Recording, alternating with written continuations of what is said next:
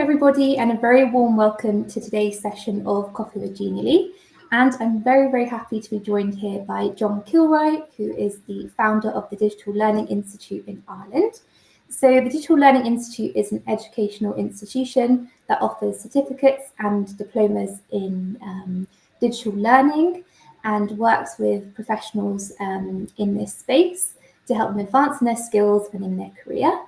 So I'm very excited to speak with John today to find out a bit more about his experience in this world of digital learning, and so he can share his knowledge with us and we can find out a little bit more. So thank you very much, John, for joining us today. Oh, delighted to be here. Thanks for having me. Fantastic. So to begin, I was interested in finding out more about how did your journey into digital learning education begin? Yeah, no, it's been an interesting journey. Like I think, like a lot of people that work in learning and development, you kind of fall into it a little bit, because I actually started off my career in science and I did a lot of work around project management for a number of years. And I guess I joined a consultancy firm, like a corporate learning consultancy firm, and they're very much involved in the whole area of leadership development in kind of large multinational corporates. So got in and designing bespoke programs to help develop their leadership teams. And because I had a background in project management, I went in as a project manager into that particular company, which is based here in Ireland, a company called Harvest. And I suppose I spent a number of years there, worked my way up to director, and it's really, I suppose, developed a passion for the whole area of corporate learning and development. And as part of that, then I got involved in designing leadership development programs. And one of the things I remember working with one specific large pharmaceutical company, and one of their challenges around their leadership development program was how to scale it. Like, how can we do leadership development at scale? And this is going back, Alicia, well over a decade ago, when I suppose to a certain extent digital learning was only, I suppose, not in its infancy, but it was very much used in the context of compliance-based training and so on. So I started to explore maybe how we could maybe develop a blended learning approach for that leadership development program. I started to develop real interest then in the role of technology in terms of offering more personalized learning and scaling leadership development. And I just really then, I suppose, dived a lot deeper into it. I went away and I did a master's in science in e-learning. And off the back of that, then I set up a kind of a separate consultancy firm offering consultancy services in the area of digital learning. So things like kind of content development, advice to companies on their infrastructure, their strategy, their tools that they should, like the likes of Genially, that they should be investing in. And as part of that, then I kind of got more heavily involved in just upskilling people that were, traditional, let's say, training professionals or facilitators, upskilling them on instructional design, particularly instructional design for online learning. And I started doing a lot of that over a number of years, and I could see the pain points that were there. I could see that there was a big skills gap in this particular area, and that was very much, to a certain extent, the origins of the Digital Learning Institute. That experience that I had in terms of kind of really working with learning professionals to transfer and transition their skills into blended learning design and digital learning design. So we set up the Digital Learning Institute in July 2021, and our mission is really simple. It's about elevating standards when it comes to digital learning, online education. And like you said there in your intro, we're very much focused on helping our students become upskilled and certified as digital learning professionals, so they're empowered to drive standards and design really innovative learning experiences. And like the great thing about, I suppose, our students now are coming from such a diverse range of backgrounds. They're coming from corporate learning, they're coming from higher education.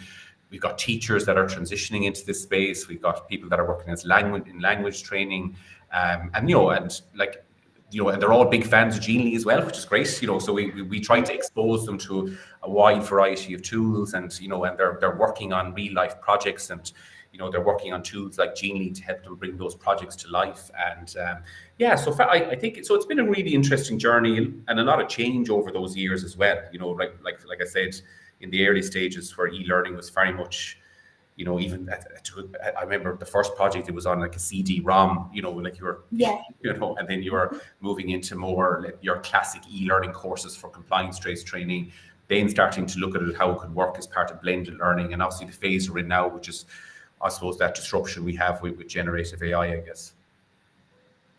That's fantastic. It sounds like your career kind of path's been really interesting to kind of reach where you are today, and how kind of the Digital Learning Institute has evolved and kind of came about. So can you tell me a bit more about what the Digital Learning Institute is and what its mission is as well? Yeah, like I said, like the mission, I suppose the mission is very much around standards, okay, and and driving standards in this space, and whether that's in education or higher education, further education, or obviously corporate learning. And like from our point of view, standards are underpinned by principles of design. Okay, so and we're very much and they're like your foundations. So we talk about principles of design. What are your principles on instructional design? What are your principles on universal design accessibility? What are your principles on LX design? And even more so now, what are your principles around UX design? Okay, so those principles drive standards, and it's very much making sure when we are working with our students that they've got strong foundations and standards in place. And then it's about the practical ability to design learning experiences based on those standards. So to get really comfortable with decision making, to design an end-to-end blended learning program. And what we try to do with our students is give them exposure to a wide variety of modalities. Like, because the thing you have now with I guess with blended learning and digital learning is you've got more choice. So Yeah, maybe let's absolutely. say before the pandemic, it would have been, I guess, like very much a focus on classroom-based learning, which is still the dominant approach. Let's be honest, okay. But I suppose what our students and learning designers now, we're trying to, I suppose, expose them to a wide variety of choices when you're considering a learning experience. So that could be social learning, it could be immersive learning, it could be your asynchronous learning, your virtual classrooms, your actual classrooms. So getting them comfortable with decision making, and then how do I map out the flow of that learning experience, and how do I bring it all together? How do I roll it out to students in terms of my platforms? How do I drive engagement? How do I make sure it's personalized? How do I leverage technology? So we essentially run qualifications to help students with that. Okay, so our core qualification is a university accredited and then industry approved diploma in digital learning design, which we run. We run as a kind of a cohort-based learning and also on demand. And we have students from all over the world that go through that program and it runs over approximately 4 to 5 months. And it's really focused on what I just mentioned there, from foundations up to design and then to rollout as well. Fantastic. And it sounds really, really interesting, and also covers so many different kind of types of learning techniques that you mentioned, and kind of helping your students get up to speed with all the different learning technologies that we have nowadays, as you mentioned, that have really evolved, especially during the pandemic, that really sped things up as well. Yeah. So when it comes to technologies themselves, in your experience, what are the challenges that you see that your students or or instructional designers face when they're learning these new technologies? Yeah, like I think probably the biggest challenge they probably have is that they're too focused on the technology initially, if that kind of makes sense. So like we would have Yeah, a lot of students coming to us that are getting exposed to a new tool or new technology, and they're saying, okay, I need to learn this tool. Okay, where in actual fact, it's a lot easier to learn a tool when you've got good, like I said already, design principles and design standards in place. So you understand instructional design and LX design, because a lot of the time, otherwise the tool takes over. So the tool is actually designing as opposed to you as an instructional designer. So I think the big thing for us is we spend a bit of time with our students trying to get them to take a bit of a step back initially. So we're very much design first, tech second. And I know that might sound ironic because we're the Digital Learning Institute, but yeah. it is like, well, fundamentally we're learning geeks, we're learning scientists, so we're very much grounded in that science element. So, and I think when you get those principles in place, then the tools become a lot easier because you're more comfortable. Okay, I'm more clear now about how I use Genially because I know what I want Genially to do. Do you know what I mean? So you're guiding Genially as opposed to Genially guiding you as a student. And that would probably be on the technology side something that we place a big emphasis on. But frequently I think our students as well is like the diversity of choice is a challenge to them as well. There's a lot of tools and tech out there, and they're trying to work out like what tool do I need for for certain scenarios or certain situations. And in reality, they don't necessarily need a huge amount of tech. And like a lot of tools can do multiple things. Like Genially, you can use it for multimedia, you can use it for infographics, whatever it might be. So there's and I think what we try to get them comfortable with is, okay, what are the different modalities that I can look at in terms of videos and podcasts and so on, and to a certain extent then what are the tools that may be available to support that. Now, we do try to expose them to a variety of tools and allow them to experiment a bit as well and explore it, particularly now with generative AI, where you're seeing added features now that are important, and maybe some new tech that's out there as well. And it's important for our students, while they're going through our qualifications and while they're working on their project, that they are experimenting and trying different things as well. But once those guardrails are in place, which are your design standards and principles, generally the tech looks after itself to a certain extent. For sure, and I think that's really interesting what you mentioned, kind of starting off with the actual kind of learning process first and the theory, and then the technology kind of, following after that. I think that makes a lot of sense as well. And then on that kind of same note, when we're speaking about technology and instructional design and its role and its kind of place there, how do you see the role of technology evolving in education over the next few years? Yeah, like I think we've probably got, like you mentioned it there yourself, in terms of, let's say, the journey that we had, obviously the pandemic, which had a kind of situation where we had to make a really quick transition online, okay, during that period. And I think to be fair to a lot of learning professionals and educators, they stepped up to the plate, and it was about speed and just keeping, let's be honest, keeping the show on the road to it. There's an element to that. You'd probably argue maybe the quality of those learning experiences weren't maybe as good as they would have liked. Okay, but that wasn't the focus at the time. And I think when we came out of the pandemic, then there was probably, I think a lot of organizations then took a little bit of a breath, took a step back and say, okay, like, what do we want our digital learning strategy to look like over the next number of years? And probably looking very much at a focus on a blended learning approach, and what does that look like because every context is different. If you're working in a pharmaceutical environment, a regulated environment, if you're working in financial services, tech, higher education, it's important that everyone puts their own context on things as well. And I think the phase probably we're at now with technology, you can't get away from the impact of generative AI. Like it's the reality of things. Oh, absolutely. And that it's that disruption has come pretty. I'll be honest with you. I think companies were just probably at the point where they were figuring out their strategy to a certain extent, and then we saw the emergence of ChatGPT maybe 18 months ago, and that has probably caused a bit of a rethink again. Okay, not a rethink, but it's changed the landscape. And we're doing a huge amount of work with our students in this area at the moment, and doing a lot of upskilling on it. But in reality, it's going to make technology easier to use to a certain extent. Okay, so it's going to make it more accessible, more efficient, more powerful, and I think that would probably require a lot of learning professionals and educators to elevate their skills in other areas, because you possibly would be spending less time in the technology, because it'll do a lot of the work for you. So I suppose you need to reflect then, okay, if I'm spending less time in the tool developing content, what am I spending more time on? And the areas that we would probably like our students to be spending more time on is accessibility, universal design, thinking about the learning experience and how they're going to drive engagement on that, getting better with data and making decisions on insights, and trying to make sure that they're constantly adapting their learning experience as learners and students are flowing through it. So they become more facilitators of learning, and they become more scaffolders of learning. And I'm not saying like the tool, it's just because the tools will just make it a little bit easier. The only thing we would be conscious though of as well is that you keep the end learner and student in mind when you're thinking about all this technology, because just because now I can create 100 videos using generative AI really quickly doesn't mean that our learners want or need that. So we have to be conscious of that as well. And we're seeing that with some of our own students as well. There could be a watch out in terms of having a content overload now, because there's probably efficiencies around that. And I think for us, the real benefit and the real opportunity with AI is probably more personalized learning for the end student and the end learner, where they'll have more choice.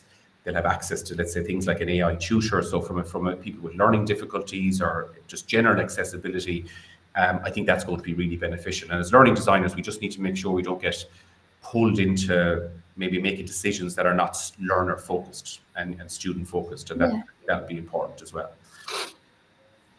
Yeah, absolutely. And I think it's going to be really interesting to see how AI evolves and how its kind of relationship with instructional design kind of also evolves with that. And I think as you mentioned, there are lots of pros of it, for making things quicker, more agile, but then it does come with its kind of cons that we have to think about as well. So I think that's going to be something interesting to kind of Yeah, watch in because this it's funny space. because we're using a blend of AI generated content and, let's say, real people, our real content Yeah. in our qualifications, and purely to test, right? And so the game to watch out with AI generated content, it can lose credibility with the learner.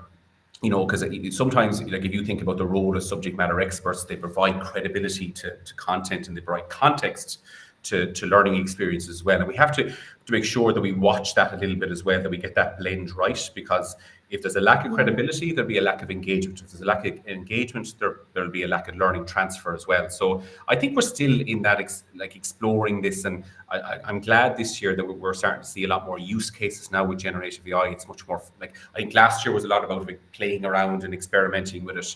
This year, it's definitely, organizations are much more focused. Okay, what do we want to evaluate here? And again, like I said earlier, every organization making their own decisions, not being influenced by the likes of me or whoever it might be around what they should be doing, because every context is different as well from that perspective. So I think it's very much open. I think we're still working it out, and you'll see that Yeah.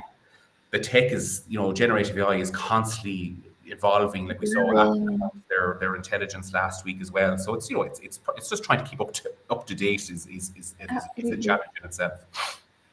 Yeah, for sure, for sure. And so far, your career's been very varied. You've had lots of kind of experience, in the digital learning field and all sorts of kind of different areas and sectors. But so far, what would you say has been the most rewarding experience in your digital learning career so far?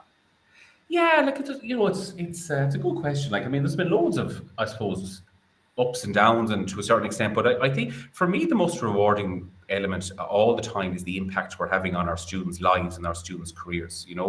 Um, and we like that's what I get most passionate about. That's what I get most energized about. Like when I see a student, when they come off one of our programs, that they've secured a new role, or if they've got a promotion, and or if they've designed a really amazing learning experience off the back of it, or if they've had ability to showcase themselves. And we get regular messages and email. I just think you just got one before I came on the call with you, just about someone who's progressed into a role as a digital learning manager, and they put it down to the experience that they had with us. And like, we're very passionate about our students, and we're very passionate about our community. So it's not just about coming on a course and getting certified. It's about your ongoing development, and we've a continuous professional development platform, and just staying connected with our students is what drives our vision and our mission. But it is the most rewarding side of things as well. Like, there's when you see the impact, that's what Yeah. I suppose, to a certain extent, that's what drives you every day. Because you're always going to have challenges. There's always going to be disruption. There's always going to be other things that you need to consider when you're trying to run a business. But I think keeping our focus on our students is really what drives us. Yeah, for sure. I think it must be very rewarding, and also seeing all the kind of different sectors and jobs and roles that your students go on to do. I think that's brilliant. And also having your platform for continuous professional development afterwards is really, really valuable as well. Yeah, yeah, absolutely. Yeah, Absolutely. yeah, and that's something that we'd actually just launched this year. And because it's a bit like, because the space is so dynamic, it is important to Yeah. have. And learning professionals tend to be passionate about CPD anyway, because you'd expect them to be. Well, you'd hope so Yeah, anyway. for sure. For They're in sure. the space themselves. So, and we try to give them kind of, for example, we run workshops with the likes of Genially to keep, so you guys can keep the up to date on what's happening. And we do boot camps, and we do a lot of kind of small micro credentials as well. So just trying to keep the CPD as flexible and as personalized as possible is really important. Yeah, I think that's really, really, really useful. And also, you mentioned kind of, you within the courses teach about lots of different tools, and you encourage your learners to have a kind of extensive toolkit of, digital learning tools and creation types of tools as well. So in general, what kind of feedback do you receive from educators about digital learning tools and platforms? Yeah, like I suppose they'd probably use those as a bit of a sounding board to a certain extent, in terms of maybe some advice on if they're looking to procure a new learning platform or a new virtual learning environment, or they're looking to invest in a new authoring tool, they see us as kind of as someone that they can trust for, to give them a steer on that as well. So, and as I said, you can probably look at platforms and, let's say, content tools quite separately. So if you look at the whole, I suppose, area of learning platforms, that is going through a lot of change at the moment. We probably would have seen, let's say, a number of years ago, you had, I suppose, a huge amount of these platforms on the market, the emergence of LXPs and learning management systems. So it's quite segmented, so you kind of needed a certain platforms for a certain thing. And, they all, I suppose, a lot of organizations were probably investing in multiple platforms, and then they weren't speaking to each other. And, there was challenges around, okay, what does our ecosystem actually look like? So we're definitely, obviously, and you can see this happening, there's a lot more consolidation happening now and simplification, where we're just moving into, okay, what do we actually mean by a learning platform? Like what does that, like a bit more of a one-stop shop, and maybe to a certain extent, it's more connected with other systems in the organization, like your HR systems and so on. So I think there's a much more of a focus now, and maybe less is more, but also probably realizing as well that, as part of that roadmap, what is, again, the potential, I suppose, of generative AI is that it can open up the data that's hidden away in some of these platforms. And, so we've always had this thing of learning analytics has been a focus, but we haven't really cracked it. As learning professionals, we haven't cracked leveraging data to make decisions, because a lot of the data is difficult to find, it's not connected, and you're trying your best to try and find it to a certain extent.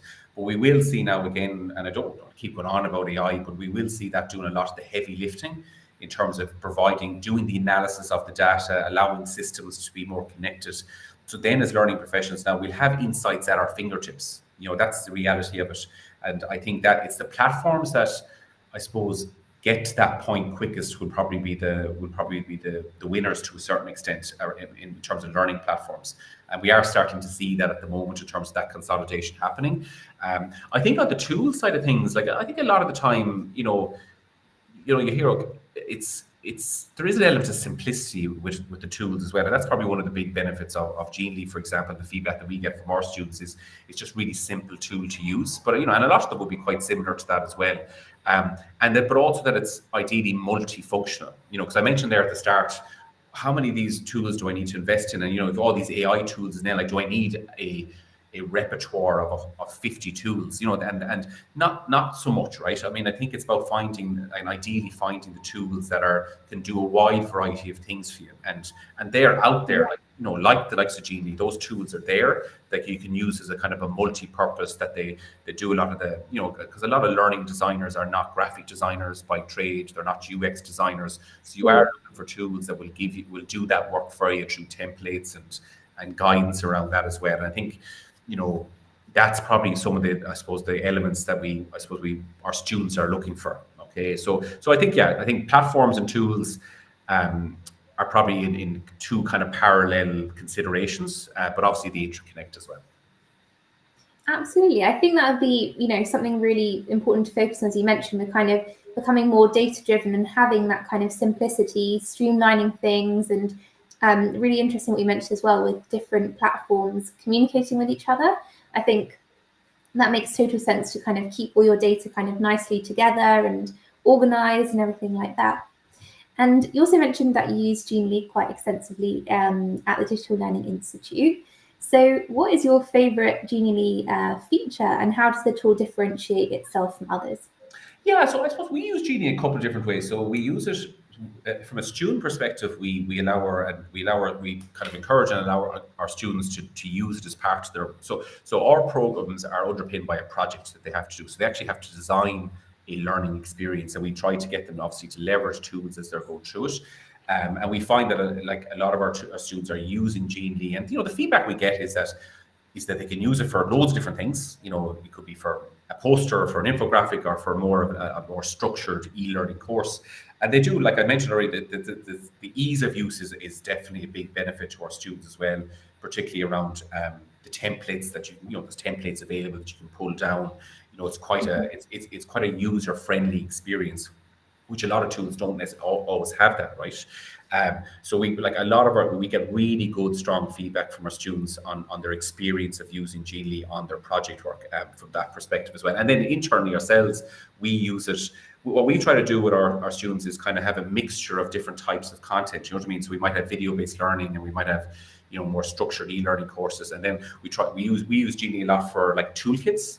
So we can kind of use it as a kind of a where they can link out to other things, because it gives that kind of, to a certain extent, it kind of acts like nearly like a mini website in itself. You land there and you can branch off into other areas to links and do little scenarios and so on. So that's kind of where we've been using it, and it's been really, again, good feedback again from our students in terms of how they found the UX element of it as well. So yeah, it's been a really positive experience with Genially, and obviously Genially then our support our CPD program as well by kind of ongoing workshops, which has been great as well. Wonderful. Yeah, it sounds like you make a really good use of Genially, and I think it's true what one of the kind of benefits of the platform as well is being able to kind of keep all your information together in one place, as you mentioned before, kind of one-stop shop with your different types of templates. It can be videos, it can be presentations, learning units. So kind of very varied in what you can do. And as your example at the Digital Learning Institute shows, you can do all sorts of different things. Yeah, and it's important for tools to be able to be flexible like that. So you're trying to be flexible, but equally you're trying to be user friendly as well. So I suppose Genially has those two, that they're kind of two key features. Okay, it's user friendly, but it's also really flexible in terms of how you can use it. Definitely, for sure. And to kind of finally wrap up this session with our last question, do you have any advice for future instructional designers or transitioning teachers? Yeah, like we've a lot, like on the teacher side of things, we would have a lot of transitioning teachers that go through our qualifications so that they can, I suppose, make that transition from teachers to instructional designers. Like, I think, teachers have a lot of that kind of foundations already in place in terms of pedagogy and all that stuff I mentioned around science and principles. They're naturally there for teachers. And we would have found a lot of our corporate partners do actively look for teachers when they're looking for new instructional designers, because a lot of the soft skills are also there. So the ability to work with subject matter experts and work with stakeholders, those communication skills are really, really strong naturally with teachers as well. So the big thing for our teachers when they're going through our qualifications is just to be, I suppose, making that transition, let's say, from into adult-based learning and what that kind of difference might look. So a lot of it is context. So just the language that you use and how you kind of talk about things and how you kind of work with, as opposed to working with a principal or a parent, I'm now working with a subject matter expert. Probably the same challenges, to be honest with you, probably more difficult, to a certain extent with parents. But, that ability to just make that, I think the most important thing with teachers is not to disregard the skills they already have. Because I find a lot of teachers go, oh my God, like I need to fully reskill myself in instruction design. In reality, it's actually just building on the good foundations that are there, and actually leveraging their experiences as a teacher a lot more when they're in the interviews and when they're trying to transition into that role. Because I think employers actually really appreciate that. And I've hired a number of teachers as instruction designers in the Digital Learning Institute, and they're really, really, really good, in terms of being able to make the transition. The other thing is just have a portfolio, that you can showcase. But that's something that, I guess we encourage our students to do anyway as part of their project work, so they'll have a portfolio at the end that they can showcase to employers. But but work on your network as well. Like, I mean, we are going through a period of change now in terms of instruction design. So whether you're a teacher or just generally an instruction designer, I think it's probably been aware of the shifts that are happening in terms of, we are seeing maybe a little more specialization in roles. So more of, let's say, not just instruction designer, but digital learning designer. That is starting to happen now, where, you need to be more flexible in terms of designing multiple modalities, get really comfortable designing blended learning experiences, look at things like social learning, community-based learning. We've spoken about data already. So there's more of a breadth of skills now than what maybe traditional instruction design would have looked like. And like, we have an industry advisory council, and we always sense check with them okay, what am I looking for from an instructional designer if I was hiring one tomorrow? And like always, number one, even now, and probably more so now in the context of generative AI, is your ability to work with the business, or to work with stakeholders, or to work with subject matter experts. Like that, whether that's influencing skills or persuasion skills, or the process that you follow and how you onboard SMEs. So it's probably more those kind of softer transferable skills now are becoming more and more elevated to a certain extent. And on top of that, your new modalities like immersive learning, I think we'll start to see growth in that, being able to design that. I've spoken about universal design. Accessibility is going to become more important as well. So I think it's just about not standing still. Okay, that's the thing, and not presuming that this is because it's so dynamic at the moment, and we're kind of just really starting to try to work out what the future skills of an instructional designer is in the context of an AI world. So we've touched on a lot of that over the conversation today as well.